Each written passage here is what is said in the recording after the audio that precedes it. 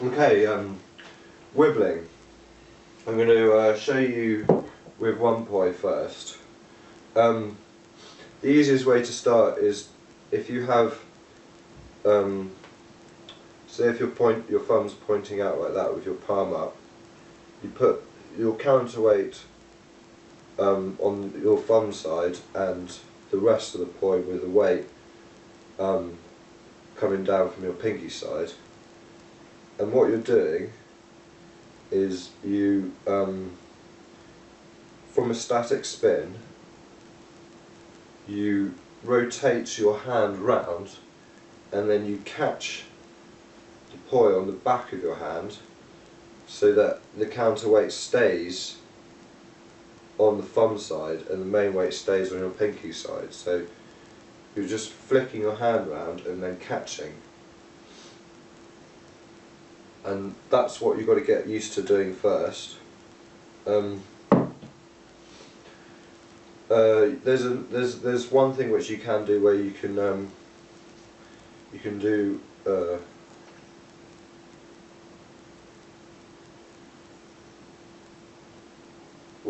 half a wibble, which I think is called an ibble. So you hold the main weight in your hand like so, and flip it round, and you're doing half one just to get used to it.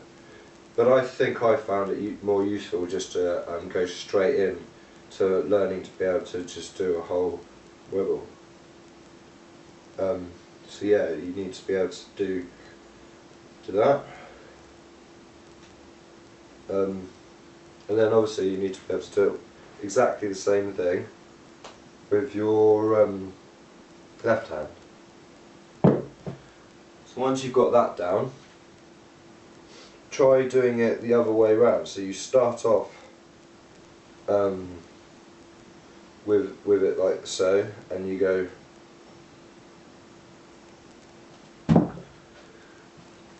so that you start off and you can do that, starting with your palm, and then you can start off starting with the back of your hand. So once you've kind of got that comfortably down, the next thing you want to be able to do is to go, if you start with both the poi like so, and you go flip, stop, flip, stop, flip, sorry.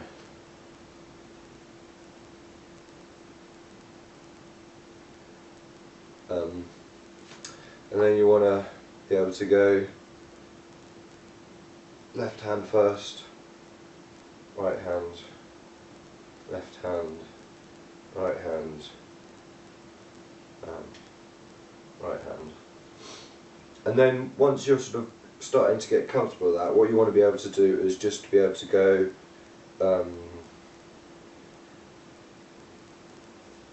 like so, which is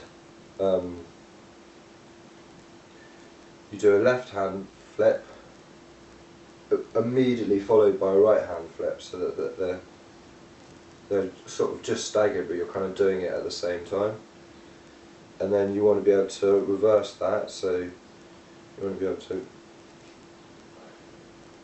start off with the back of your hand and you go right hand, left hand, and then you want to be able to go left hand, right hand, and then obviously back hand,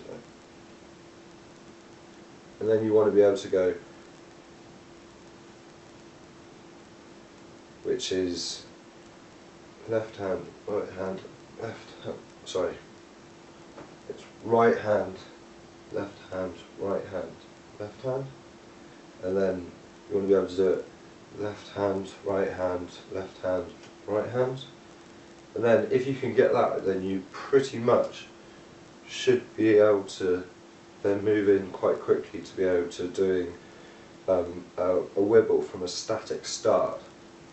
So then the next step is to start in spin. So the easiest way to go into it, but you can go into it anyway, I'm just going to show you in reverse butterfly, because it does the job. So you want to be reverse butterfly split time, and you do a throw with your strongest hand. I think is easiest. So you just in split time do a throw and catch it, and go straight into the wibbling. So you do a throw and a throw, and then straight into wibbling. So I'll show you that one. Sorry.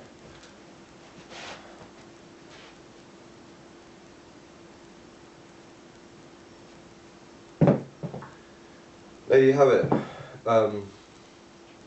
That's my wibbling tutorial. Now, just a little word of warning. This isn't going to be a trick which you're going to be able to do and learn for quite a while. So you need to spend a little bit of time every now and then and slowly build it up. I think it probably took me about half a year. It might take some of you a lot less time, but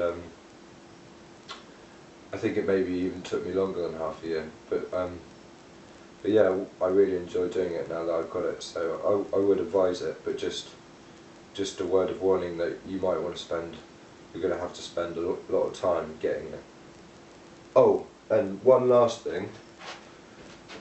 I totally forgot about this, but I'm going to let you know anyway. These poi,